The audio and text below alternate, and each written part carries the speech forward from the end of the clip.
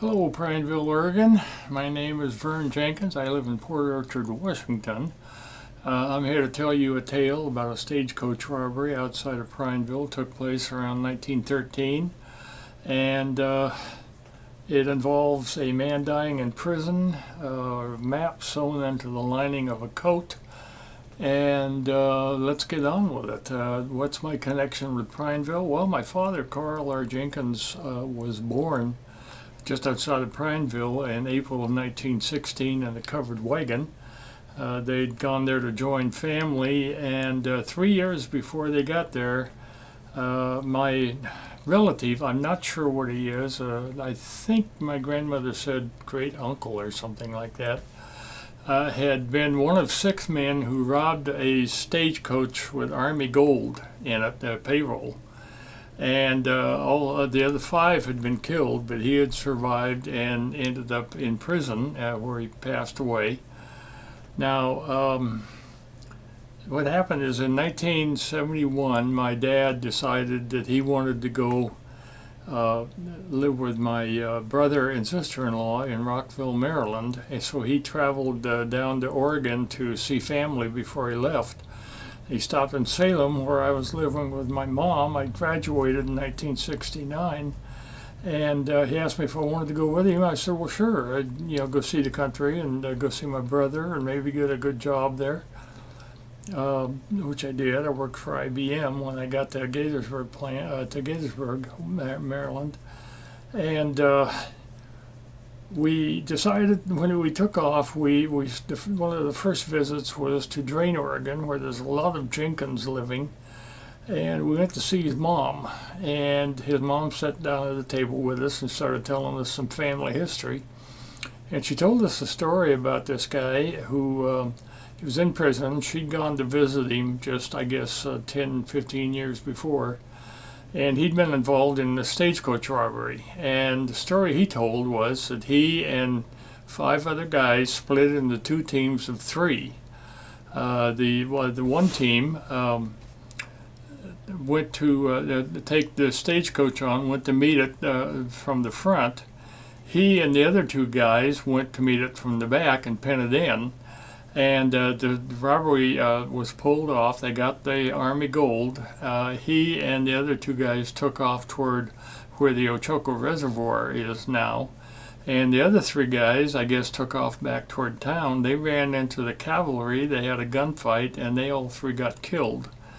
He and the other 2 guys got attacked by Native Americans, who the Ochoco Indians, I guess, and they ended up on top of a big boulder fighting them off. His two partners got killed.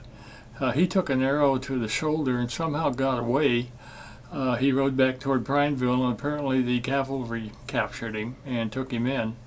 Now, there is a newspaper story in the library and in the old newspapers about this. It's around 1913, I believe, or maybe 1912. But they said that there were 4 guys, which makes sense because if he hadn't told them about it, if he didn't tell them about the other 2 guys who were killed in Indian territory, they wouldn't know about that. So they would say 4 guys, and they said they were all killed by the cavalry except for one who was captured. And he wouldn't tell them where the payroll was, apparently.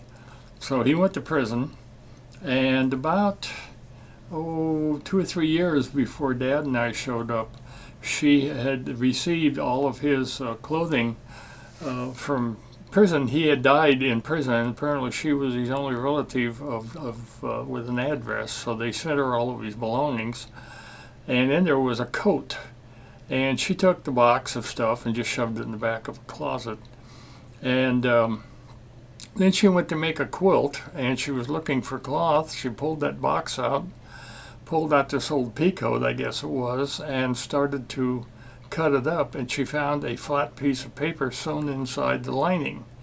And it was a very odd paper. It had this old wide-lined school paper with the big chunks of wood in it. And it had a very good drawing on one side and then a basic drawing on the other side, and I'll get to that in a minute. But the story she told us piqued our interest, and after we left her, we headed straight down to Prineville. We went out to went to the library, found the story, went to a shop where they sold camping and climbing supplies and stuff, and asked the guy there. We figured he'd probably know something about the story. He didn't know anything about it.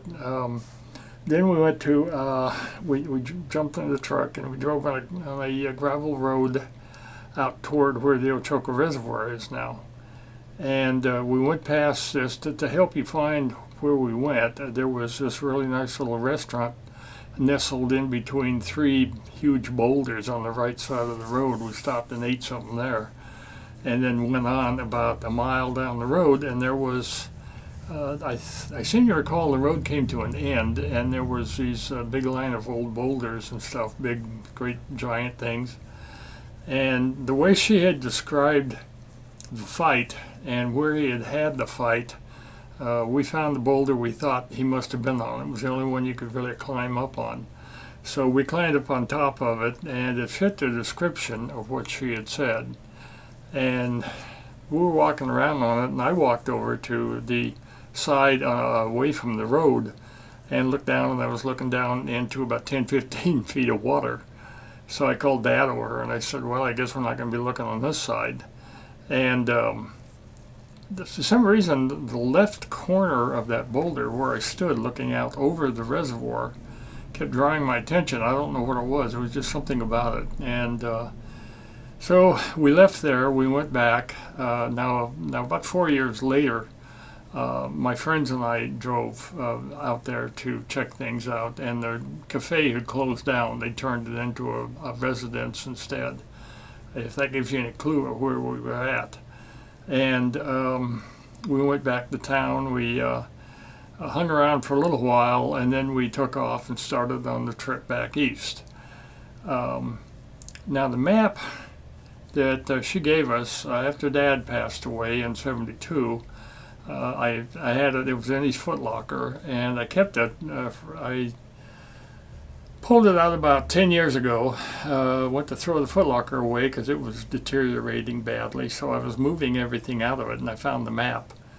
And I took one of these microscope USB cameras and plugged it in, and I looked over it really carefully, every inch of it, and I couldn't find anything other than what you could see.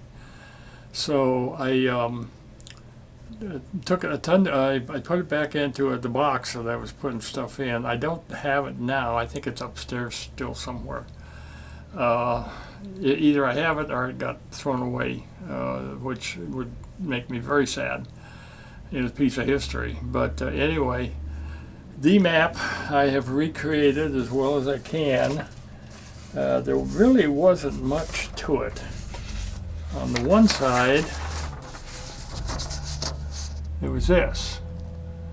There was a hole in the ground with another hole going. Anyway, another hole going off to the side, and in that hole he showed a picture of like a little canvas bag or something, and then they had the two rocks covering that hole. And the hole couldn't be more than 4 feet deep. Otherwise, it would get groundwater in it, and it would destroy the payroll, whatever it is. And that's all there was on the one side. The other side is where it gets really interesting. And on that side, you see, he drew a picture of a crown in the upper left-hand corner. And the crown, now the drawing was very good. It was bright blue. It looked like a Louis XIV style crown with ermine around the band and jewels on it and stuff like that. The interesting thing about it is it tilted backwards at about a 45-degree angle, and it tilted over to the side. The cross was pointing like north-northwest. All right? And then underneath that, he drew 4 crowns, the number 4 and the word crowns. The lettering was very fancy, and the 4 crowns was in red ink forced perspective, 3D, with the shadow extruding backwards from it. If I find the map, I'll do another video and I'll show it so you can see it in more detail. But this led to a really interesting mystery. I thought at first that the Four Crowns may have referred to his gang, which I thought may have been originally 4 guys. They may have picked up 2 others, and maybe the name of the gang was Four Crowns. And then it occurred to me just a couple of months ago. I got to thinking about it, and I thought, well, 4 Crowns, that could refer to a natural formation, rock formation or something nearby, or more likely it was the name of a ranch. You know how ranchers like to name their ranches fancy, like the Lazy J or the Lucky Horseshoe or the Ponderosa or the Yellowstone. But I looked it up online. I looked 4 Crowns in Prineville up, and all I found was the Ochoco Dental Clinic, which I'm sure is a really great place. But I couldn't find any reference to 4 Crowns or anything. It could be the place fell down and it just got lost in history. But if that means anything to anybody, you're welcome to use the information I'm giving you. I'm too old to go treasure hunting. I'm not expecting anything. If you do find it, just take a picture of it and send it to me so I can. And if you can find the name of my relative in prison, and let me know whatever information you can find out. I'd appreciate it. Just for my own knowledge. I'm just putting this out here now because I'm 73 years old. Who knows, might go to join my wife pretty soon. And I just want to get it out there so the history is there. So anyway, I hope you enjoyed this little presentation, and I hope one of you actually goes out looking for it and finds it. That would be so friggin' cool. So anyway, take care and enjoy yourself. I like Prineville. I wish I could get down there again, but so long.